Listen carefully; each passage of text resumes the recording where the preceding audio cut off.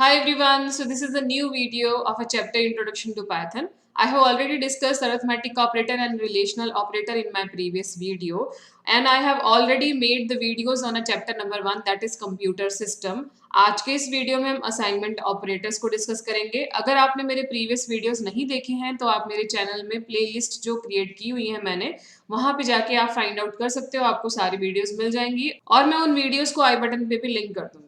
So before starting this video, I request you all to please subscribe my channel. और अब मेरे video को देखने के बाद अगर आपको लगेगा कि ये आपके लिए यूजफुल है तो प्लीज एक लाइक तो इस वीडियो को दे ही दीजिएगा। So let's start. So assignment operator क्या होता है? असाइनमेंट ऑपरेटर की हेल्प से हम किसी भी वेरिएबल के अंदर वैल्यू को असाइन करते हैं। सो असाइनमेंट ऑपरेटर जो बेसिक होता है दैट इज इक्वल्स टू को हम असाइनमेंट ऑपरेटर बोलते हैं। और असाइनमेंट ऑपरेटर की हेल्प से आप किसी भी वैल्यू जो आपके राइट साइड पे होगी, जो भी आपने एक्सप्रेशन के राइट हैंड साइड पे लिखी है, उस वैल्यू को आप लेफ्ट साइड के वेरिएबल के अंदर स्टोर करवाते हैं। तो this is the assignment operator. आपने अगर सी या सी प्लस प्लस पढ़ी हुई है तो उसके अंदर plus equals to, minus equals to, multiply equals to, divide equals to, ये सारे जो ऑपरेटर्स हैं उनके साथ इक्वल्स टू लगा के उसे एक अलग कैटेगरी में रखा गया था, that is short hand operator. पर पाइथन में शॉर्ट हैंड ऑपरेटर और असाइनमेंट ऑपरेटर को कंबाइन कर दिया गया है। बेसिकली ये ऑपरेटर यूज किस लिए होते हैं? सपोज आपने एक एक्सप्रेशन लिखा है a is equals to a plus 5। ये एक नॉर्मल एक्सप्रेशन है। इस एक्सप्रेशन को अगर हम शॉर्ट फॉर्म में लिखना चाहें तो हम इसको इस तरह से लिखेंगे a plus is equals to 5। अगर आप नोटिस करो तो इसके लेफ्ट साइड का ऑपरेंड और राइट साइड का ऑपरेंड दोनों सेम है। तो जब ऑपरेंड दोनों सेम होते हैं तो हम इस एक्सप्रेशन को शॉर्ट करने के लिए इस तरह से लिख सकते हैं a प्लस इक्वल्स टू, हम एक साइड पे ले आएंगे और फिर बाद में 5 को राइट साइड पे रखेंगे। सिमिलरली अगर हमने लिखा है a is equals to a minus 5 तो उसे हम लिख सकते हैं a minus is equals to 5। अगर हमने एक्सप्रेशन लिखा है a इंटू इक्वल्स टू 6, अगर हमने ये एक्सप्रेशन लिखा है तो इसका मतलब ये है कि हम इसको जब सॉल्व करेंगे तो कैसे लिखेंगे? a is equals to a into 6। उसी तरह से b divided is equals to 10 का मतलब है b is equals to b divided by 10। तो अगर आपने एक्सप्रेशन को इस तरह से लिखा है तो भी आपका प्रोग्राम एग्जीक्यूट होता है, but this is the smartest way to express your expression. आप इस तरह से अपने एक्सप्रेशन को शॉर्ट भी कर सकते हो और थोड़ी सी स्मार्टनेस भी दिखा सकते हैं इन प्रोग्रामिंग। और इस तरह से एक्सप्रेशन को अगर आपने सॉल्व करना है तो राइट हैंड साइड पे जैसे मैंने लिखा है, आप अपने रफली एक एरिया पे इस तरह से लिख के समझ सकते हो कि इस पर्टिकुलर एक्सप्रेशन का मीनिंग जो क्या है, इसको हम किस तरह से लिखेंगे और कैसे सॉल्व करेंगे। तो ये तो थी हमारे शॉर्ट हैंड की और असाइनमेंट ऑपरेटर की एग्जाम्पल। पर अगर आपने यहाँ पे एक लास्ट एग्जाम्पल देखी होगी b is equals to a plus 6, इसमें हमारे पास लेफ्ट साइड का ऑपरेंड और राइट साइड का ऑपरेंड आपस में इक्वल नहीं है। जब दोनों ऑपरेंड इक्वल नहीं होते हैं तब हम इस टेक्निक को जो हमने ऊपर अप्लाई की है इसको अप्लाई नहीं कर सकते हैं। ये टेक्निक तभी अप्लाई होती है जब हमारा लेफ्ट ऑपरेंड और राइट ऑपरेंड दोनों सेम होते हैं। तो इसीलिए लास्ट एक्सप्रेशन के अंदर असाइनमेंट ऑपरेटर की टेक्निक को अप्लाई करना is not possible. So assignment operator basically होता क्या है? इक्वल्स टू होता है और इस इक्वल्स टू की हेल्प से आप किसी भी वेरिएबल के अंदर कोई भी वैल्यू को स्टोर करवाते हो। और उसके अलावा जो असाइनमेंट ऑपरेटर है वो क्या होता है? आप किसी भी एक्सप्रेशन को अगर शॉर्टर फॉर्म में लिखना चाहते हैं तो भी असाइनमेंट ऑपरेटर यूज होगा। जैसे कि हमने लिखा a is equals to a plus 20, तो इस केस में इस एक्सप्रेशन को शॉर्ट फॉर्म में लिखने के लिए हम लिखेंगे a plus is equals to 20। तो ये इसका शॉर्टर वे हो गया एक्सप्रेशन को लिखने का। सिर्फ इतना ही यूज है असाइनमेंट ऑपरेटर का। ठीक है, नेक्स्ट ऑपरेटर देखते हैं, that is logical operator. Logical operator basically काम किस लिए करता है? लॉजिकल ऑपरेटर से आप जो भी कंडीशंस बनाओगे रिलेशनल ऑपरेटर के साथ, उस रिलेशनल ऑपरेटर की बनी हुई कंडीशन को आप लॉजिकल ऑपरेटर से कंपेयर कर सकते हो। रिलेशनल ऑपरेटर कौन से होते हैं? Greater than, equals to, less than equals to. उसकी हेल्प से हम क्या बनाते हैं? एक कंडीशन बनाते हैं। मैंने एक कंडीशन बनाई a इज ग्रेटर देन 20, तो दिस इज द कंडीशन। ये पहली कंडीशन हो गई हमारी। ठीक है, ये फर्स्ट कंडीशन है। एक कंडीशन मैंने और बनाई, b इज लेस देन 10, तो ये मेरी सेकेंड कंडीशन हो गई। अब ये दो कंडीशन को मैंने आपस में कंपेयर करवाना है। तो ये दो डिफरेंट कंडीशंस को आपस में कंपेयर कराने के लिए हमारे पास लॉजिकल ऑपरेटर है। लॉजिकल ऑपरेटर का आंसर हमेशा बुलियन वैल्यू में ही आता है। ये ट्रू या फॉल्स में आपको ऐसा रिजल्ट देता है। ये ऑपरेटर कौन कौन से हैं? एक है एंड, एक है और एक है नॉट। तो इनकी हेल्प से हम दो या दो से ज्यादा कंडीशंस को कंपेयर कर सकते हैं। अब इस लॉजिकल ऑपरेटर को मैं एक्सप्लेन करने के लिए आपको कुछ एग्जांपल्स करके दिखाती हूँ, और उसके लिए हम एनाकोंडा नेविगेटर पे चलते हैं। सो उसकी स्क्रीन मैं आपके सामने डिस्प्ले करती हूँ। हम सबसे पहले क्या करेंगे, लॉजिकल ऑपरेटर में लॉजिकल एंड का हम सबसे पहले एग्जांपल देखेंगे, और लॉजिकल एंड से हम एक प्रोग्राम बनाएंगे, और उस प्रोग्राम के अंदर हम एक यूजर से नंबर लेंगे। यूजर से नंबर लेने के बाद हम उस नंबर को चेक करेंगे कि क्या वो पर्टिकुलर नंबर 5 से भी डिविजिबल है एंड वो नंबर 7 से भी डिविजिबल है। तो ये इस प्रोग्राम करने के लिए हम लॉजिकल एंड को यूज करेंगे। तो इसके लिए सबसे पहले हमें यूजर से एक नंबर लेना है, तो हम इनपुट कराएंगे नंबर को। तो सबसे पहले मैंने एक नंबर ले लिया।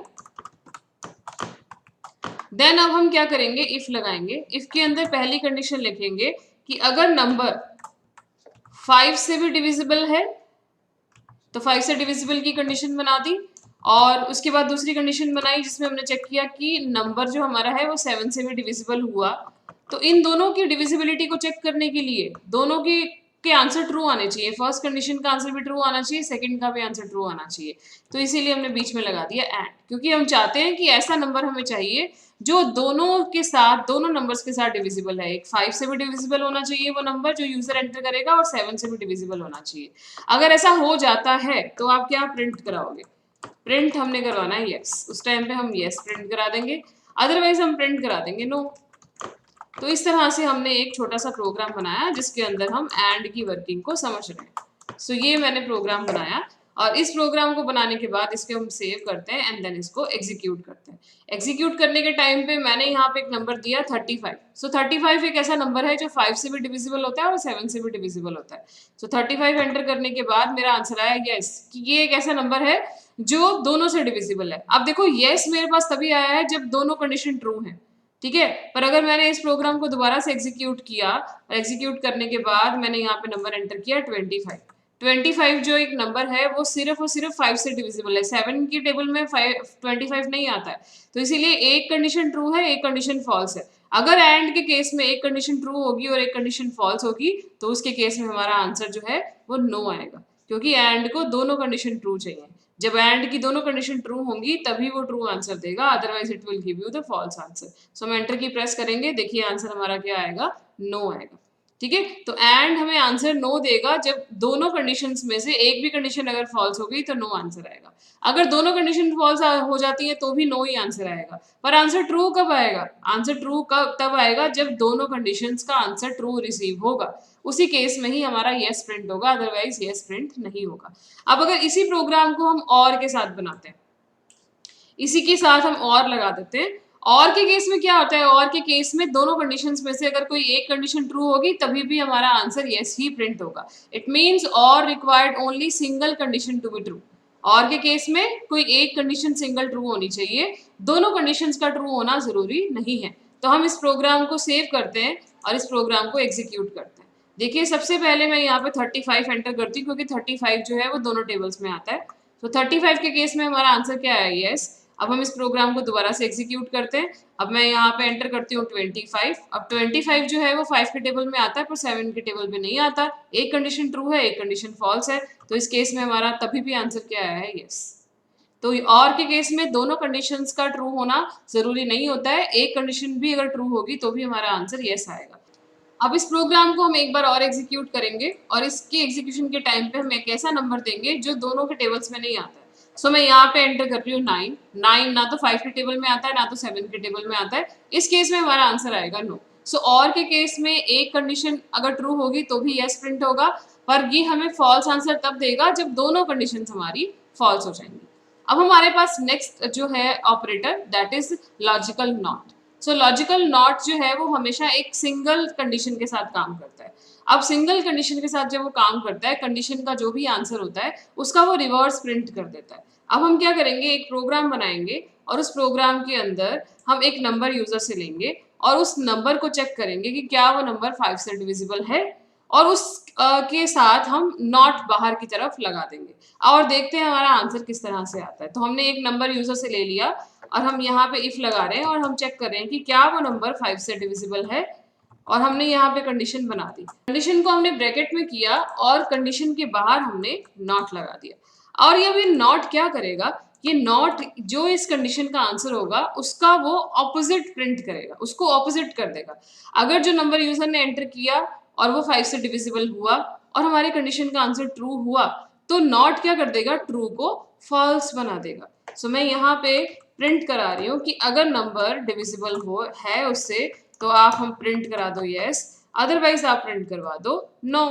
तो हम यहाँ पे एक और प्रिंट लगाते हैं जिसमें हम लिखेंगे नो। ये प्रोग्राम हमारा कंप्लीट हो चुका है। इस प्रोग्राम को अब हम सेव करेंगे और जब हम एग्जीक्यूट करेंगे आप आंसर को ध्यान से ऑब्जर्व कीजिएगा। मैंने यहाँ पे नंबर एंटर किया 25। सो 25 एक ऐसा नंबर है जो 5 के टेबल में आता है। सो डिविजिबिलिटी का आंसर क्या है, डिविजिबिलिटी का आंसर है ट्रू। सो मेरी ये कंडीशन जो है, इस कंडीशन ने जो मुझे आंसर रिटर्न किया है वो मुझे आंसर क्या रिटर्न किया है, इसने मुझे आंसर रिटर्न किया है ट्रू। सो ट्रू के बाहर क्या लगा हुआ है, नॉट। सो ये नॉट क्या करेगा, इस ट्रू को क्या बना देगा, फॉल्स बना देगा। जब इसको फॉल्स बना देगा तो इसका मतलब हो गया कि इस कंडीशन का जो आंसर है वो क्या हुआ, हमारे पास फॉल्स आया। और फॉल्स के केस में हमारी ट्रू स्टेटमेंट तो एग्जीक्यूट होगी नहीं, तो फिर कौन सी स्टेटमेंट एग्जीक्यूट होगी, false statement will be executed. So in this case answer will be no. तो अब हम चेक करेंगे इसको कि आंसर क्या आता है। सो हम यहाँ मैं एंटर की प्रेस कर रही हूँ, देखिए आंसर क्या आया, नो। नो इसलिए आया क्योंकि नॉट ने कंडीशन के आंसर को उल्टा कर दिया। अब इस प्रोग्राम को हम दोबारा से एग्जीक्यूट करेंगे और एग्जीक्यूट करने पे मैं यहाँ पे नंबर दे रही हूँ 6।